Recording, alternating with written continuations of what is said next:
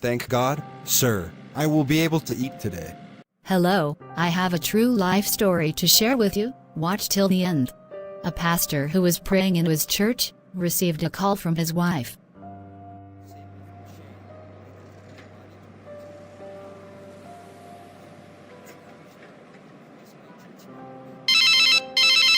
Yes, dear, I'm in the church. I hope no problem.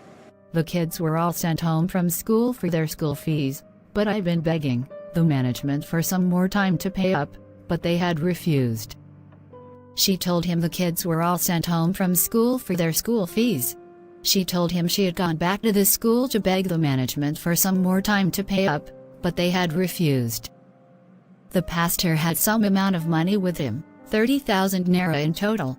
He told his wife to wait at the school while the children returned back to class. He told his wife to give the principal phone, so that he will talk to him. I am coming to pay something. Give the principal the phone, let me talk to him. The phone was handed over to the principal and the pastor told the principal to allow his children attend lessons. I am coming to drop something, sir. I am on my way, please. Let them return to class. I do not want them to miss classes. Okay, no problem. Quickly the pastor picked the amount of money and flagged down a taxi. He announced his destination to the driver and the journey began. Taxi, please take me to Mercy High School. Okay, sir. Please enter. While in the taxi, a conversation was raised by driver about the situation of the country. The pastor told the driver that he was on his way to pay his children's school fees and he didn't even have the complete fees yet. The driver also complained about his inability to pay his own children's school fees. Thank God, sir. At least I will be able to eat today. Since morning no one has come for me. My brother, the country is very bad. Things is becoming difficult day by day. Imagine I can't be able to raise my children's school fees complete. I'm even going there to give them the little I have, then beg them to give me more time. I haven't even finished feeding my family, not to talk of raising school fees. Just yesterday, my wife just delivered of a baby, and I do not have money to pay her hospital bills. My rent would soon be due. I do not know what else to do. While they spoke, the pastor heard a voice clearly. It had come through his right ears. Give him the money in your hands. Give him the money in your hands.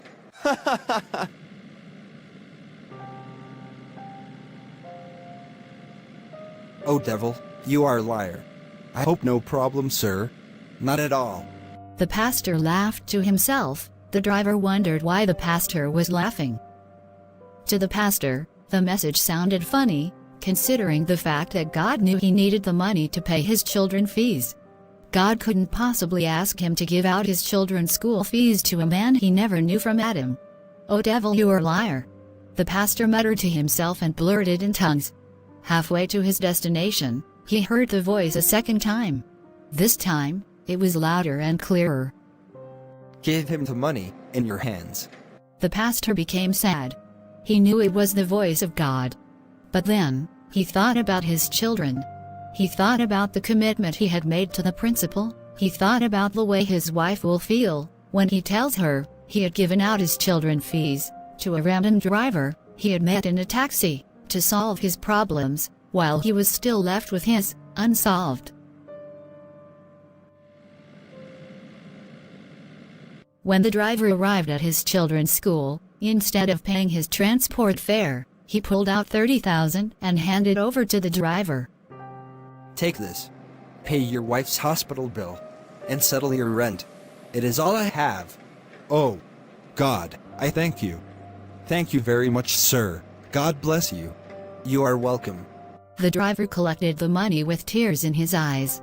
He immediately came down from the cab and knelt down to thank the pastor who had done him such great favor. The pastor lifted him up and helped wipe his tears. As a means to keep contact, and one day attend his church with his wife, the driver collected the pastor's number before driving off. The wife of the pastor, who had seen from a distance all that had happened, ran up to her husband. She saw the look on his face and immediately knew her husband had done something that would both affect them. "Dear, where is the school fees?" I gave to the driver. His wife is in the hospital. "How much?" 30,000. The wife broke down in tears. 30,000? In such a situation and time, when we need money the most, you gave out 30,000? It was the voice of God. I do not think you know the voice of God and the voice of the devil any longer. God cannot tell you to make such a drastic sacrifice. God cannot tell you to give 30,000 to a common stranger, while our 3 kids are being sent home for school fees. Even God knows we need the money more than him. Why will you allow the devil use you to put us to shame? Why? She shouted bitterly. The children were brought out of their classrooms and made to go home with their parents until they were able to settle their fees. It so happened that the driver that same day was driving back home. He picked a random passenger who was just standing in front of the airport gate. During a random conversation with the driver, the passenger announced that he was a pastor who was new in the country. He told the driver that he was sent by his church to supervise a big project which was supposed to begin in the country. But he has no one to trust who could show him around and help him execute the project. I'm in this country to search for a genuine man who will help us execute our project. We want to establish churches all over this country, but the problem here is to find a good man that will take care of it. I know a man. I know a man who is trustworthy. A good man. A man who had just helped me moments back. He is a pastor like you. See, he gave me 30,000 to pay my wife's hospital bill and also settle my rent. He gave me this money, yet he had no money to pay his children's school fees. You can trust this man, sir. I collected his phone number. I believe if you call him and speak with him, he would be able to help you. The driver spoke confidently. The pastor was convinced. He requested for the number of this pastor, whom this driver had spoke of. Give me his number, and I shall call him right away to meet me in my hotel. If he is trustworthy as you say, he shall handle all projects in this country, while I return back to my church. He shall be paid handsomely too. The call was made. The meeting between both pastors took place. An agreement was reached. A contract was initiated and signed.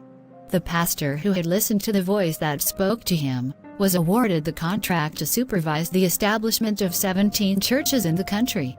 The pastor was also invited by the visiting pastor to come to his country to preach to his congregation too.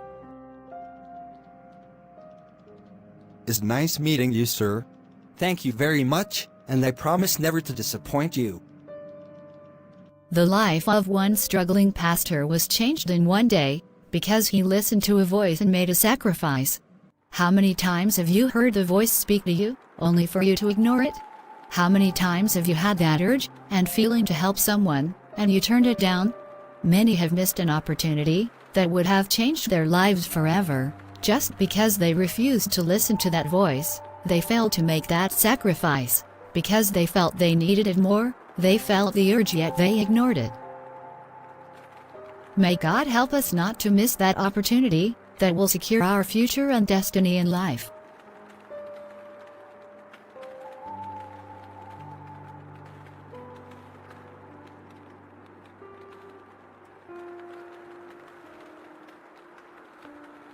Thank you for watching. And please, subscribe, like and share. Please share to someone. God bless you.